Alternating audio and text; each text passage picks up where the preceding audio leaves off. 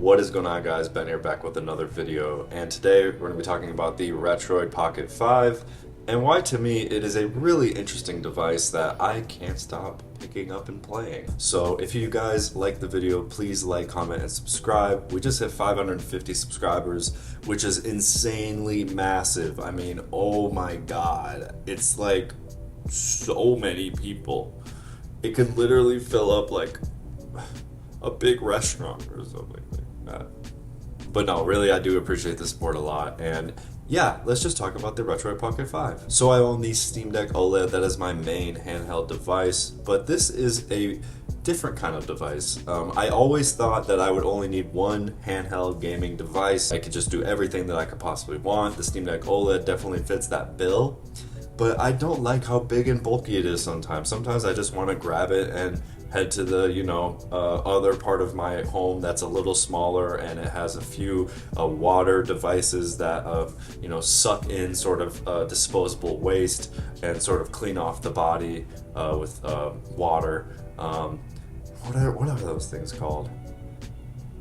But yes, this is a device that I have been eyeing for a while. I've added it to my cart like 4 times before I decided to actually get it, because I always thought, well, I have a Steam Deck, so why would I need this? But then I started reading about people using a secondary device, especially in a space like this where people, absolutely adore the hardware and want a device that kind of fits specific needs and use case scenarios. I decided to go ahead and try it.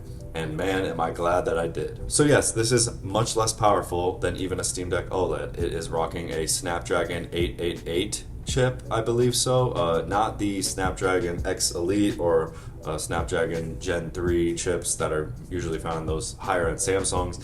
This is sort of a mid-range chip. And getting it, I was worried that games were going to crash often or not run very well, but that has not been the case. In terms of performance, this device has definitely been totally adequate. PlayStation 2, my Wii games, and even some Wii U titles are running really well. Super Mario 3D World absolutely runs great, 60 frames per second on this thing at 720p, and it looks phenomenal on this screen as well. Most Android games, actually every single Android game, runs at medium to high settings at a smooth 60 frames per second at 1080p. I'm playing a lot of games that I wouldn't normally play on something like a Steam Deck.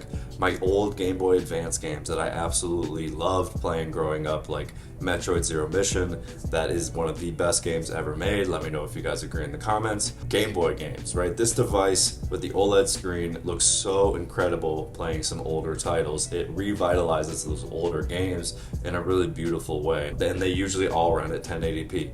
For instance, on PlayStation 2, I can do a 3 times scaled native for Dragon Ball Z Budokai Tenkaichi 3, and the game has literally never looked better. And it's so easy to pick up and play with this device. It's just so small, and because it uses D-pad controls, super convenient and comfortable to play on this device. So yeah, a lot of those older titles, those retro titles, they run absolutely phenomenally. Setting up the emulators was pretty easy. I would say it's a pretty comparable experience to something like Windows. You just install the ROMs into the correct folders.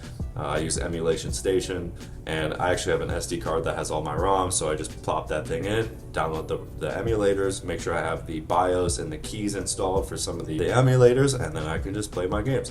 And it works great. There are some Switch games that I also have on this device, like Blasphemous 2 and Celeste. Those are the only 2 games that I found actually ran on this device. I didn't even bother with Breath of the Wild or some other higher end like Super Mario Odyssey, because I just didn't think that they would run. And lo and behold, when I look it up, most Switch games do run, but they don't run very well. They don't look very well, and a lot of graphical glitches as well. So I didn't decide to even go for that. This device, if I want to play Switch games, I'll just play it on my Steam Deck OLED or the Switch 2 when it comes out. And for now, this device is more of my retro annihilator. It is so fun to play some of these old retro games that so much love and passion was put into these games, like Metroid Zero Mission, stated earlier. It's such a fun game to run through in like 3 to 4 hours. You can beat the whole game in like 3 hours, and if I've beaten that game like 10 times, and I will continue to play it. It's just so fun to just zap monsters and Zebus, and Zaza. like it's blah blah, you know, za za. In terms of modern Android games, there are some that I do enjoy. Diablo Immortal is pretty fun. Call of Duty Warzone is okay. It doesn't run very well on this thing actually. 60 frames per second, especially because it has a dual analog setup that's lower. So as you can see, it's below the, you know, some people prefer if the analog stick was up here. For this device specifically, many more games that I actually want to play on this device use the D-pad, so I actually find that the D-pad placement is perfect. But I do understand why for first-person shooter type games that you want it up here. But I don't really play a lot of first-person shooters on here, and I find it completely fine. Fortnite is actually really fun on this device though, and I've been playing a lot of Minecraft on this device as well. It runs at a really silky smooth 60 frames per second, 1080p with pretty high settings, and it's so fun to just play old Minecraft in a survival world and just pick up and play and enjoy this beautiful display. So yes, the performance is pretty good. It definitely is great for the certain games that I want to play on it, but it definitely won't play everything. It's not a device that, oh, I can play, you know, Elden Ring at 60 frames. That's not going to happen on this device. And you can't even run Windows games on this device for the most part. So I don't really bother with that. This is a specific use case sort of device. And in terms of a specific use case sort of device, actually, any device out there currently, this is the best display on any device that I've used in the handheld form factor. So bright, so saturated, so colorful, so sharp, and just a pleasure on the eyes every time I pick it up. It is an addicting screen. It is a screen that I want to bring home to my mother and say, look, I had a baby. And then she picks it up and says, oh, beautiful baby. That's how I really feel about this display. I actually think of it as a small child. I don't actually think of it as a small child. That was a test. But no, I do actually think this is the best looking display on any device because it is 5.5 inch display. The pixel density is comparable to that of a smartphone, and in turn it makes everything so vivid, so sharp, and so beautiful. I genuinely think this looks better than my iPhone 16 Pro's display, which is saying a whole lot. So you just really want to pick this up and you really want to play some old games on it, and that makes it, you know, that much better that the screen is so beautiful.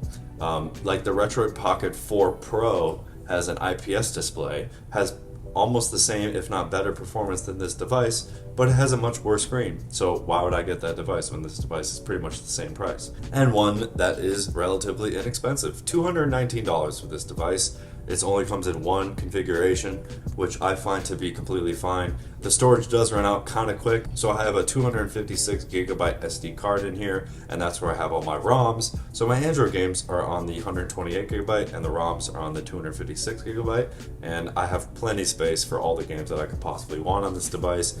I have limited myself to about 9 to 12 Android games at any given time. Just to like not get over encumbered by a bunch of different games, so I can actually take the time to play these games and enjoy them.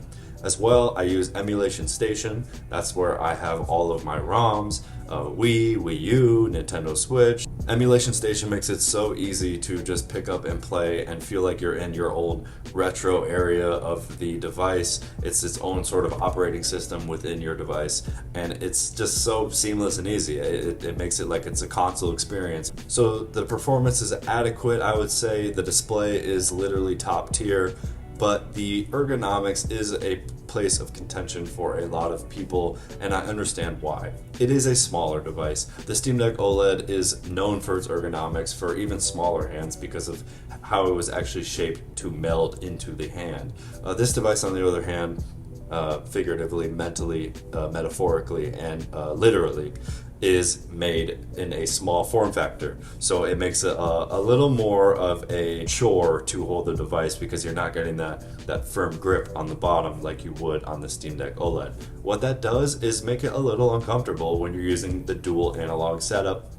For instance, in Minecraft, you use the left analog stick a lot, and you kind of have to bend your hand a little more than you would like. I don't actually find it to be too encumbering to use this device for long periods of time. Yes, it's not as comfortable as the Steam Deck OLED, but it wasn't made to be as comfortable as the Steam Deck OLED. It's a purposefully smaller device, and you have to acknowledge that and be okay with that if you want to use a device of this size. if you're interested or have much bigger hands, I would look into the Odin 2 Portal. I've been eyeing that device for a long time now. Haven't pulled the trigger on it yet, but this is a pretty comparable device to that in terms of performance and operating system, but it is bigger, so it's probably a lot more comfortable for those longer playing sessions. Well, as my first foray into Android handheld gaming devices, I would say I am thoroughly impressed. There's a lot of games in the Android store that I've picked up and never played before, but ended up really enjoying. As well, I really love the emulation capabilities of this device. Being able to pick up and play my old Game Boy games in the literal best way possible is so cool and intriguing, and makes me relive those older days, you know what I'm saying? Now I'm 25 and oh god, I have debt, or oh geez, like I might get laid off, you know, like just normal people's lives these days. But the device is meant for someone who is okay with compromising on performance and wants a use case specific device. So if you love emulation, or you just want to play Fortnite on a small screen, or some Android games, and you're not like the biggest gamer type, and you're not looking to have one device that does it all, but you have this specific need to, you know, have the absolute best screen paired with really easy and small ergonomics that kind of make it uncomfortable but also easy to bring around, I would say, yeah, use this device, check it out. It's really fun. I play it all the time. Like literally I'm picking up more than my Steam Deck OLED, which I never thought I would say. But it's just really convenient, easy. I plop it in my bag, bring it to work, and then on break I'll use it for 15 minutes before my boss says, "Sir, you need to get up and work because you're on the clock," and we don't respect that. We don't respect that here. So if you guys enjoyed the video, please like, comment, and subscribe. I really appreciate it, and I will catch you guys in the next one.